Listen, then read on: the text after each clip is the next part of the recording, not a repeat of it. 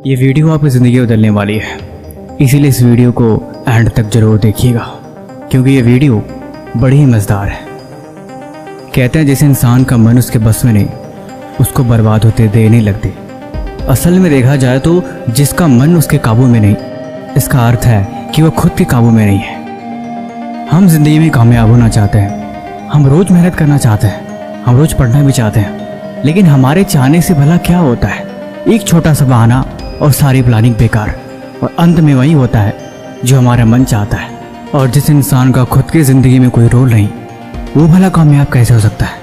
बात यहाँ पे समझने की है, जो बात हम जान के भी अनजान बनते हैं। मन को बस में करने का तकनीक सदियों से चली आ रही है, लेकिन एक बात तो तय है, जिसका मन उसके काबू में है वो दुनिया की हर एक चीज़ पा सकता है जो उसे चाहिए, लेकिन जिसका मन उसके काबू में नहीं, वो सफलता के शिखर पे पहुंच के भी उसके हाथ कुछ नहीं लगने वाला। तो चलिए आज इसी के बारे में बात करते हैं जो आपकी ज़िंदगी बदलने वाला है।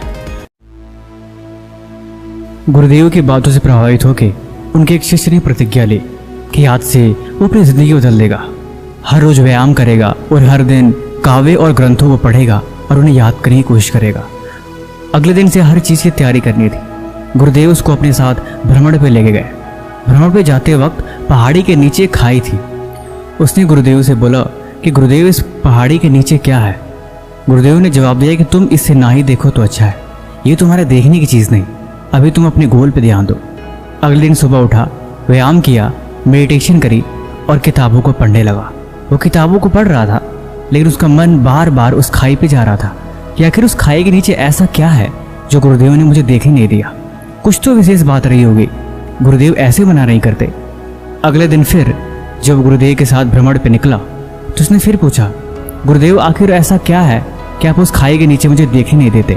अगर आपकी आज्ञा हो तो मेरा मन बहुत चंचल है, मैं उसे देख आऊं तो शायद मुझे शांति मिले। गुरुदेव बोले ठीक है देख लो, लेकिन तुम वहाँ ध्यान से कुछ नहीं देखोगे। उसने बोला ठीक है। वो गया और जैसे नीचे देखा उसे कुछ चमकती हुई चीज़ दिखाई दी। गुरुदेव बोले अब तुम वापस आ जाओ।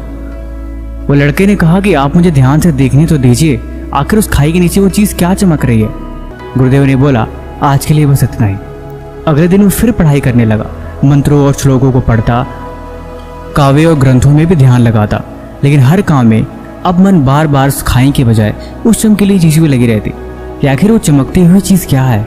कहीं कोई हीरा या कोई अनमोल धातु तो नहीं? कुछ तो बात है जो चीज़ चमक रही थी। उसे रात भर नींद नहीं आई कि आखिर उस खाई में ऐसा क्या है। अगले दिन फिर वो गुरुदेव के साथ भ्रमण पर निकला और इस बार उसने देख ही लिया। गुरुदेव बोले कि आओ तुम्हारी मन की शंका में दूर कर देता हूँ। आज हम पहाड़ी के नीचे वाले रास्ते से जाएंगे, जिस रास्ते में वो खाई साफ साफ दिखाई देती है। लड़का बड़ा खुश हुआ और जल्दी जल्दी चलने लगा ताकि वो सब कुछ देख सके आखिर उस खाई के नीचे है क्या। जब पास गया तो देखा कि वो कुछ नहीं है, पत्थर पे बर्फ जमी थी और उस बर्फ पे सूरज की किरणें पड़ने से वो चमक रही थी। उसके मन की शंका दूर हो गई। तब तक उसे पहाड़ी के नीचे एक गुफा दिखाई दी। गुरुदेव ने बताया कि दरअसल ये गुफा सदियों पुरानी है और इस गुफा के अंदर तक आज तक कोई नहीं पहुंच पाया है। वह लड़का फिर से अपने आश्रम में चला गया। अब उसकी हर शंका दूर होने के बाद भी अब मन बार बार उस गुफा पे लगा रहा कि आखिर उस गुफा में क्या हो सकता है। क्या पता कोई रहस्य हो, कोई ऐसी चीज हो जो गुरुदेव मुझे बताना नहीं चाहते हो। क्या कोई ऐसा राज जिसको मैं अगर जान लूं तो गुरुदेव खुश हो जाए। अगले दिन फिर उठा और ध्यान करके फिर से किताबों को पढ़ने लगा। अब तो मन उसका बार बार उस गुफा पे लगा रहा कि गुफा में क्या हो सकती है, कौन सी ऐसी रहस्यमयी चीज है, क्या कोई दूसरी दुनिया है या फिर कोई ऐसा चीज जो मेरी कल्पना से परे है। कुछ बात तो है। उसने सोचा गुरुदेव तो मुझे इस गुफा में जाने देंगे नहीं, मुझे चोरी से इस गुफा में जाना पड़ेगा। अगले दिन बिना बताए शाम के वक्त वो उस रास्ते पे चल पड़ा। अंदर गया तो गुफा में बहुत अंधेरा था, ऐसा मानो जैसे कि कई सौ वर्षों से कोई इस गुफा में प्रवेश न कर पाया हो। आगे चलता गया लेकिन अंधेरे में उसे कुछ दिखाई नहीं दिया। उसका पैर फिसला और जाके गड्ढे में गिर गया। दरअसल वो कोई गड्ढा नहीं, एक तरह का दलदल था जो थोड़ी देर में उसे निकलने वाला था। डर के मारे उसकी चीखें निकल गई। वो जोर से चिल्लाया, गुरुदेव मुझे बचाइए। लेकिन उस गुफा से किसी भी तरह का आवाज़ का बाहर जा पाना बहुत मुश्किल था।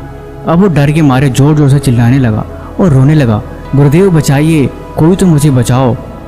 गुरुदेव ने उसकी आवाज़ सुनी और गुरुदेव ने आगे उसकी जान बचाई। बेचारा बहुत ही थका हुआ और डरा हुआ था। उसने बोला, गुरुदेव आज के बाद मैं आपके साथ सुबह के भ्रमण के लिए नहीं निकलूंगा, मुझे क्षमा करें। गुरुदेव ने उसे अपने पास में बुलाया और उसे सारी बातें समझाने लगे। तुमने प्रतिज्ञा ली थी कि तुम कुछ नया सीखोगे, हर दिन व्यायाम, ध्यान, उपनिषदों का ज्ञान और सारी चीजें सीखोगे, लेकिन उसके बाद भी तुमने प्रतिज्ञा तोड़ी। मैं तुम्हें आज यहाँ से निकाल देता हूँ, तुम यहाँ से चले जाओ, तुम्हारी यहाँ पे कोई आवश्यकता नहीं। वो गुरुदेव से माफी मांग लगा कि मुझे क्षमा करिए, मेरे से बहुत बड़ी गलती हो गई, आज के बाद मैं ऐसा कभी नहीं करूँगा। मैं तो बालक हूँ, नादान हूँ, लेकिन आपको तो सब कुछ पता है। कृपा करके मुझे इसके बारे में ज्ञान दीजिए ताकि मैं अपने मन को समझा सकूं। गुरुदेव, मन तो चंचल है ही, मन का तो स्वभाव ही इधर उधर विचलित हो जाना, ऐसे में भला हम क्या कर सकते हैं। तब गुरुदेव ने बोला, मन का स्वभाव भले ही चंचल है, लेकिन जिसने कोई प्रतिज्ञा ली हो, जिसके पास एक दृढ़ संकल्प हो और जिसके रास्ते में उसका लक्ष्य क्लियर हो, उसके पास भला कहाँ फुर्सत है मन को इधर उधर भटकाने का। मन ऐसे ही तुम्हें झांसे देता है। पहले उस खाई ने तुम्हारा ध्यान आकर्षित किया, उसके बाद उस चमकीली चीज ने, उसके बाद तुम गुफा के लिए आकर्षित हो गए और अंत में मन ने तुम्हें आखिर फंसा ही दिया। अगर समय से मैं वहां नहीं पहुंचता तो तुम्हारी मौत हो जाती। मन ऐसे ही बहकाता है और अंत में इंसान ऐसे ही पछताता है। इसलिए जिसका मन उससे काबू में नहीं, वो हमेशा मन के जाल में फंस जाता है और आखिर में उसे रोना पड़ता है। उस लड़के ने पूछा, क्या ध्यान और योग करने से मन शांत हो जाता है? गुरुदेव ने बोला, शांत होता होगा, लेकिन मन हमेशा प्यास से शांत होता है। ये मन तुम्हारे रथ के घोड़े हैं और तुम उस रथ के सारथी हो। जैसे गाड़ी चलाने वाला अगर काबू में नहीं तो उसकी गाड़ी कहीं भी दुर्घटनाग्रस्त हो सकती है, वैसे ही अगर इंसान का मन काबू में नहीं तो हर बार मुसीबत में ही फंसता है। इसलिए जब भी तुम किसी लक्ष्य को लेकर चलो और जब तुम उस काम को करने लगो और तुम्हारा मन तुम्हें भटकाने की सोचे, तो कभी भी तुम उसके पीछे मत भागो, हमेशा उसके बदले कुछ और काम करने की सोचो। देखो, तुम शुरुआत में मन को नहीं रोक सकते, मन बहुत जिद्दी है और मन बहुत चंचल है। इसलिए मन की चंचलता को समझने के लिए हमेशा उसे कोई दूसरा काम देना जरूरी होता है। जब तक तुम मन को लालच नहीं दोगे तब तक वो कभी तुम्हारा काम नहीं करेगा, क्योंकि मन एक छोटे से जिद्दी बच्चे की तरह है, जिसको तुम उसके मनचाहे चीज न दो तो अक्सर रोने लगेगा और अंत में तुम्हें वो काम करना ही पड़ेगा। ऐसा हर बार होगा। इसलिए मन को तुम उसी तरह समझाओ। अगर तुम मन को समझा नहीं सकते तो मन हमेशा तुम्हें गलत रास्ते पर लेके जाता ही रहेगा। इसीलिए जिस काम में मन लालच दे रहा है, तुम उसके बदले कोई और जगह काम उससे करवा सकते हो। हर दिन अभ्यास करो, हर दिन मन को काबू में करने की कोशिश करो। थोड़ा थोड़ा हर दिन अभ्यास से तुम अपने आप मन को शांत कर पाओगे। जब तुम कोई मुश्किल काम करते हो, जब तुम्हें कोई चीज़ याद करनी होती है, जब तुम किताबों को पढ़ते हो और जब तुम मन से मुश्किल काम करवाते हो, तब मन अक्सर तुमसे पीछे छुड़ाना चाहता है, जिसकी वजह से तुम कभी भी ध्यान नहीं लगा सकते और ना ही उस चीज़ को तुम पढ़ सकते हो और ना ही तुम उस चीज़ को समझ सकते हो और ना ही उस काम को कर सकते हो।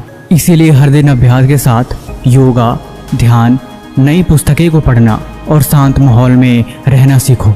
यही परिवर्तन धीरे धीरे तुम्हारी ज़िंदगी बदल देगा। बाकी ये वीडियो आपको कैसे लगी हमें कमेंट बॉक्स में ज़रूर बताएं और इस तरह की और वीडियो देखने के लिए इस चैनल को सब्सक्राइब कर लें। तब तक मिलते हैं हम आपसे एक और नई कहानी के साथ अगले दिन। धन्यवाद।